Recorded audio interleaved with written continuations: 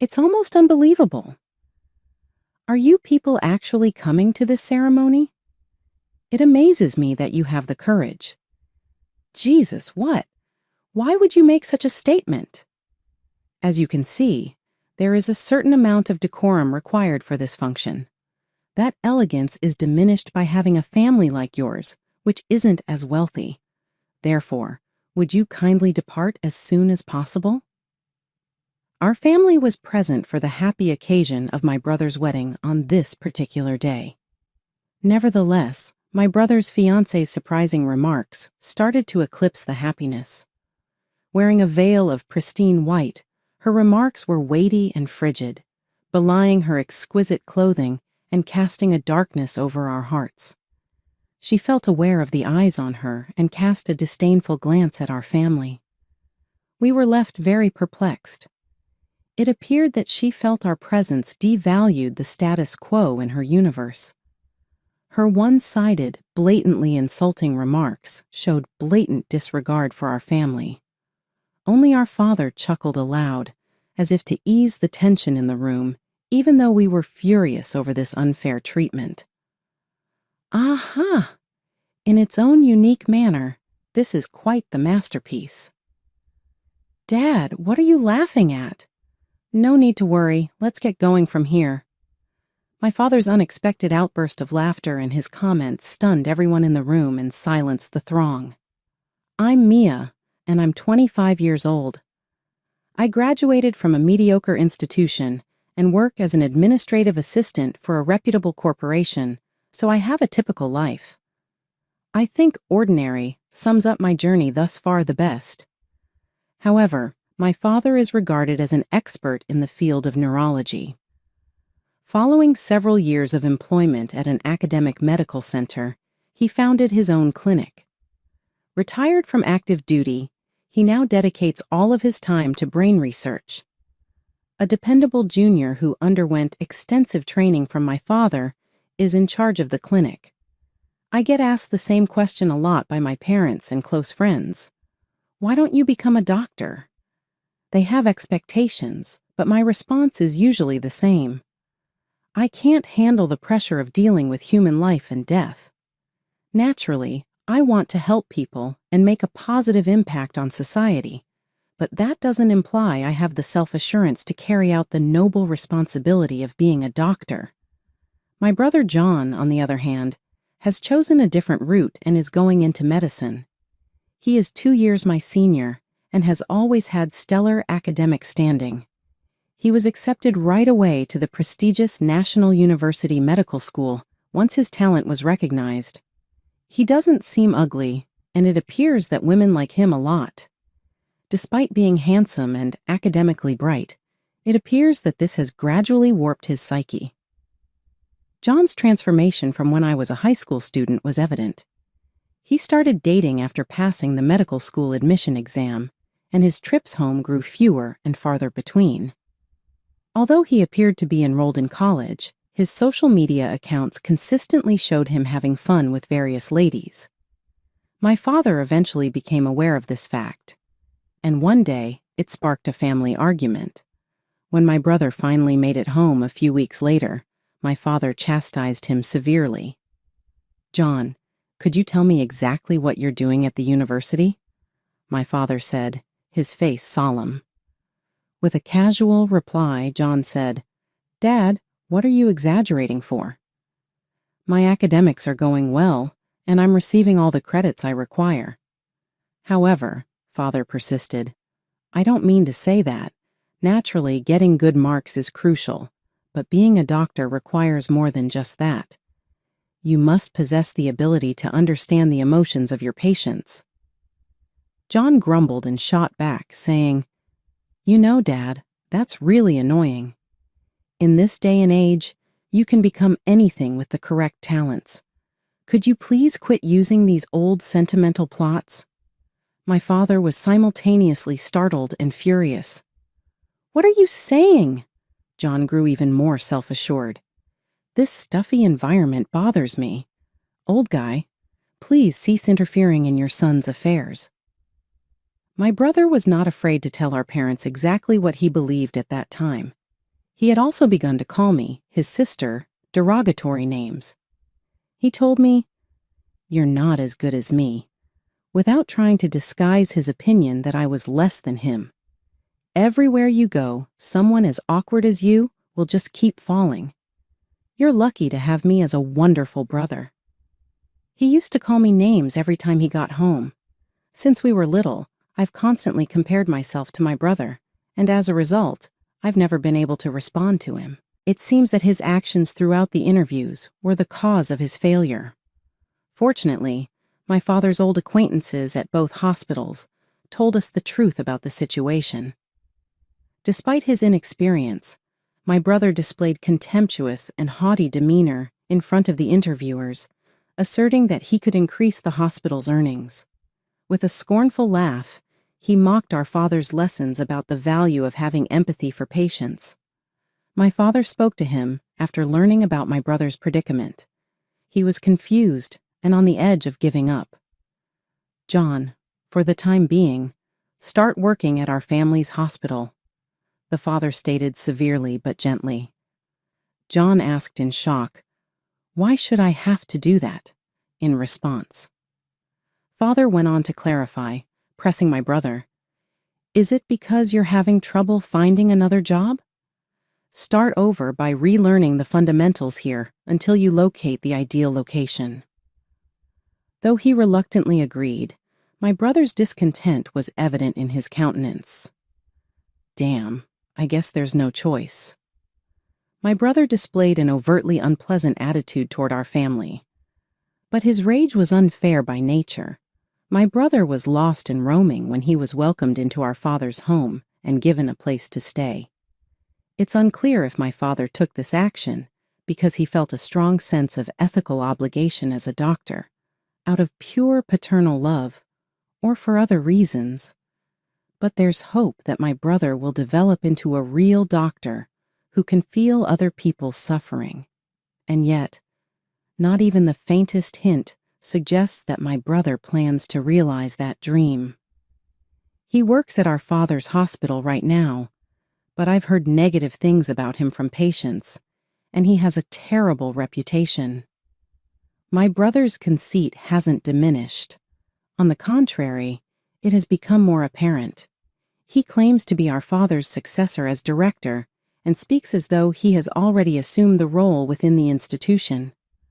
All we can do is wait, tensely, to see whether and when my brother will receive my father's sincere sentiments and wishes. In the midst of all of this, my brother unexpectedly brought someone home. His fiancée needed to meet the family. "Dad, Mom, this is my fiancée," John introduced her with confidence. We were momentarily at a loss for words, shocked and confused by the suddenness. The fiancée, though outwardly elegant and clean, had something unsettling about her casual gestures and smile. On the day she first stepped into our home, John's fiancée glanced over our family with an indescribably smug smile. I felt an unusual discomfort from her gaze. Questions swirled in my mind. Why does she seem so unsettling? Could it just be my imagination that I feel this discomfort? From our first meeting, in the back of my mind, there was the inescapable fact that this person would become my sister-in-law, a member of our family. Despite these feelings, movements toward my brother's marriage went forward. Previously living alone, my brother began to show up at our home more often since his engagement. However, these visits were not for the sake of spending warm moments with the family. Instead, he came home to ask our parents for financial help. Just the other day, he was asking my father for a substantial amount of support for the wedding preparations. "John, of course, I am happy that you're getting married, but as someone building a household, I want you to sincerely engage with each patient," my father began. "How many times will I be lectured? I pride myself on engaging sufficiently," John replied with dissatisfaction. "Then why are there constant complaints from patients? Even the current director has heard multiple requests for changing doctors from your patients." Father pointed out specific examples as he spoke. Maturing, John said. That's probably because my diagnosis didn't align with their expectations. They should follow advice without complaining all the time, he retorted. Father, with a firmer tone, added, That attitude is the problem. The hospital's reputation suffers because of how you act alone. I want you to realize the gravity of this, he advised once again. John clicked his tongue in annoyance and said, All right, I get it. So I should be more empathetic to the patients, right? If that will satisfy you, then please help me with the wedding expenses. I want to make it an unforgettable occasion for Jessica's sake. That was his request. Both Mother and I were momentarily swayed by John's passionate plea. After a period of deep contemplation, Father finally spoke as if he had made up his mind. Okay, John, but on the condition that you grow into a proper doctor and a man who can support a family? Yes, Dad. I promise I'll become the trustworthy doctor you hope for. If you keep that promise, we will take care of the wedding expenses. Thank you, Dad. I'll show you the estimates later. Sometime later, the estimate John sent was for the hefty sum of $60,000. Holding the estimate that surprised me, I questioned my father's intent. Dad, are you sure? Are you really going to pay such a high price for the ceremony? A wedding is a once-in-a-lifetime event. John wants to create lifelong memories for Jessica and for themselves. That resonates with me. But Dad, isn't that just brother being deceptive? And to spend such a large sum of $60,000. It's okay, Mia. I believe John has reflected on his past to some extent and is reassessing himself. Do you really think so? That my brother would reflect on his actions? Indeed. But Mia, when the time comes for you to get married, this father will also provide for the expenses. Does that settle your heart? That doesn't provide a solution. However, I won't mind if Dad is happy with it. In spite of my discomfort, I told myself that my father had the last say when it came to my brother John's financial decisions. It was not for me to object if he chose to support John's pledge because he believed in it. I resolved to refrain from unnecessarily interfering after that. Still, my worry became more acute and persistent in the back of my mind. I chose to take advantage of a rare day off from my hectic schedule to go shopping in the city center. That's when I happened to run into John and Jessica, his fiancée. When they noticed me, they came over to smile meaningfully. Oh no, if that's not Mia. Hasn't it been a very long time? Brother, what are you doing here? Are you unaware of this? Are you planning to attend the wedding in a month? I am, after all, family. I'll be present. Seriously, get excited about it and make sure the gift is decent, all right? Momentum forced me to make a proper wedding gift, which I did with regret. Jessica abruptly entered the conversation and questioned me after hearing my answer. Mia, have you decided how much you're going to give for the wedding gift? Yes, I've looked up the usual amount. Well, if it's less than $2,500, I'd really like you to reconsider. Come on, you're siblings after all. What do you mean by that? It is customary to donate a minimum of $2,000. Is that not basic sense that all people possess? Does that make any sense at all? Jessica's request was completely new to me.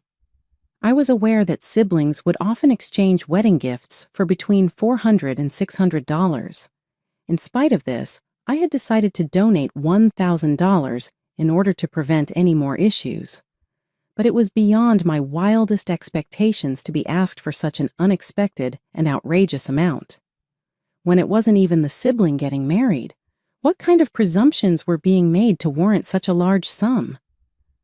I was really taken aback by what she said, and the uneasy feeling I had had at our initial family meetings began to come back. It quickly became clear that my future sister-in-law would be a lot more challenging to get along with than I had imagined. I told my folks about this unexpected development as soon as I got home. Despite my concerns, they both seemed composed and agreed that $1,000 was a suitable amount for the wedding gift. That was a lot of money, but I grudgingly agreed to provide it since I didn't want to stir up any more controversy. I thought that was the best course of action, even if it didn't provide a refutation of Jessica's unreasonable demands. A month later, still having misgivings about my brother, I went to his wedding, feeling a little awkward in my pretty green dress. Despite the underlying uneasiness, it was a departure tinged with exhilaration and a sense of obligation. I lost myself in the party as soon as I entered the hall adorned for the occasion. There was a happy vibe in the air. The extravagant spread of food was a visual feast for the senses, and the decor were colorful. Amidst all the grandeur, the somber event appeared to be carrying time on its wings. Following the wedding, the bride and groom visit each table to snap pictures with the guests as part of a custom. Jessica's smile, when she and my brother arrived at our table, was clearly tinted with contempt. "Oh, what is this? You're just showing up as usual?" The presence of a low-income family detracts from the whole event's class. If you could depart a little early, that would be great. Her remarks touched a raw nerve in me, causing me to feel astonishment and wrath like never before. An impoverished household? The idea itself was absurd and totally unacceptable. How did she offend her spouse's family with such composure? Not only did I look stunned, but our parents were at a loss for words. My brother chuckled loudly next to them, and I looked at him expectantly, wanting an explanation. I questioned in a shaky voice, perplexed. "Wait a minute, brother. How would you describe this circumstance? Why would Jessica confidently utter such heinous things?" John answered, "Why? Since this is the way things really are. You can see that you are not like me, the victor." He laughed smugly and boasted, "I'm already set to become the next head of the clinic, a winner in life." My brother exuded total arrogance, as though he were flaunting his accomplishments to the world. His lack of awareness of us losers shocked me. Furthermore, our father's assistance allowed him to acquire his current position. Our family became quiet, and Jess questioned sternly, "Really? When are you going to quit whining at John? Are you not curious about your parents' exploitation of their child's skills?" Jessica remarked in jest. I stammered over my words as I tried to contain my shock and hurt feelings. "Jessica, why would you say such—" "You too, you work at some lower-tier company, don't you?" Jessica asked nonchalantly. "I looked up your wedding gift, and it was only $1,000. How pitiful." My pride was wounded when Jessica spat out. I made an attempt to defend myself, but failed. "No, it's only that," Jessica persisted without mercy. "That makes sense, then. Isn't it the case that your parents are attempting to take advantage of the fact that their son is exceptional and will take over as clinic director in the future? Because of this, disadvantaged families might be problematic." Incredulous, I shot back, "The next clinic director?" Jessica confidently answered, "Yes, exactly. The present director has acknowledged John and promised him a position as the next director." The sister-in-law looked down on our family as if to mock us as she angrily spoke her hateful remarks. My brother smiled happily next to her, seemingly self-assured in his claim. Jessica's account suggested that my brother had been informing her about our family's financial predicament. My mother worked part-time, my father was unemployed, and I was a temporary employee of a little-known business. On the other hand, my brother took great pride in telling his classmates that he was tight with the clinic director and that he had been promised the post of the next director. Unaware of these details, the actual clinic director was taken aback when told this information, and a small rift started to form among those in attendance. Jessica and John smiled even more smugly. But, ironically, it was my father who changed the environment. Laughing loudly and holding his belly, he suddenly burst out laughing. The venue's atmosphere changed as his laughter reverberated across the space. "What a grand farce this is," my father exclaimed, chuckling. With a nervous expression, I said, "Dad, it's okay. Simply laugh it off. Come with me home," he said, his voice full of laughter. I gasped in shock and said, "What? Are we really heading out already?" "Yes, we're leaving," he answered in a tone of despair. "We're just a poor family to be laughed at, not welcomed here." "But is that really okay?" I asked. Father, though, had already started toward the door. My brother and his spouse promptly encouraged them to depart as this discussion was taking place. Then the father turned to face his son, his expression composed. "Look, John, you should control your vanity. I don't know why you have to put on such a front." "What? Father, what are you talking about? I'm not playing any tricks. Is it indeed the case? If that's the case, you, as the rumored to be the next director, ought to be able to demonstrate your qualifications elsewhere, outside of this hospital. With your skills, you ought to be able to succeed in any hospital and become the next director. Or do you lack self-assurance? Given that this next director talk is just your tall yarn, that was to be expected." When Father had calmly finished his sentence, John silently clamped his lips and looked down. He was surrounded by Jessica, who had heard the exchange and clenched his arm, her face going pale. "John, what's going on? How come Dad has the authority to terminate you?" Overtaken by the sudden change of events, John remained silent, his body language a maelstrom of unfathomable feelings. Jessica's voice got louder as she demanded an explanation. "John, respond to me.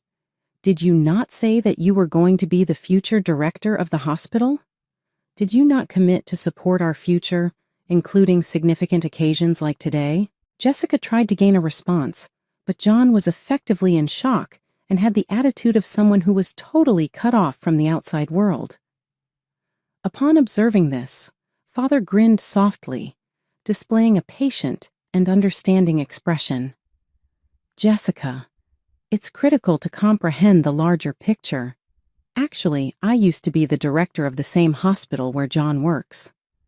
Jessica's shocked eyes grew wider. "How come? However, Dad, you work for yourself, don't you? That is only one of the numerous fabrications that John has created. I am a doctor, that much is true. My spouse is entirely focused on our house, and Mia holds a steady managerial role at a top business in the sector." "No, that isn't possible." "We're not the impoverished family that the media made us out to be then. Actually, due to John's persistent failures in his job search for a medical position, I've had to assist him more than once. It was never the plan to have him serve as director. The things that have happened today have only reinforced my right decision. With peace of mind, I can now finally fire him from the hospital." Jessica discovered a truth that was drastically different from the one she had been led to think by her father's confessions. The atmosphere shifted as more of the truth came to light, and a new understanding was sensed. Jessica's tone was a mixture of irritation and mistrust. "Is that a sign that you are—" "Yes, I have decided to terminate John and have requested the substantial $60,000 wedding bill. Her family won't put up with that at all." "You're not serious at all. That is not possible." Jessica's complexion changed quickly as the surroundings became hushed. The father called to my mother and me and said, "Well, let's go home," in a composed manner. We gave each other a meaningful nod before making our way calmly out of the building. Jessica's tortured cry resounded throughout the hallway as we left. I found out later that the ceremony had been called off. The people in attendance started to leave, and the gift money that was meant to pay for the wedding expenditures was gone. It turned into a major financial burden rather than paying for the wedding expenses. John, who was now unemployed and under financial difficulty, and Jessica, who had quit her job to become a director's wife, didn't have nearly enough cash to pay for the $60,000 wedding expenses, so they were forced into debt. They appear to be balancing several part-time jobs at the moment, in addition to seeking steady, full-time work. Despite being a doctor, my brother has little chance of receiving employment offers from respectable facilities. Regarding the family we left behind, we haven't talked about my brother since that awful event. My parents are no longer concerned about his future as they before were, and there are happy smiles in our home. No matter how smart someone is, they will never fit in anywhere in society if they have no empathy for other people. As my father often emphasized, I believe that having good interpersonal skills is far more important than getting great scores in school. I genuinely want to be able to connect with others, and I promise to work even harder going forward to achieve that goal.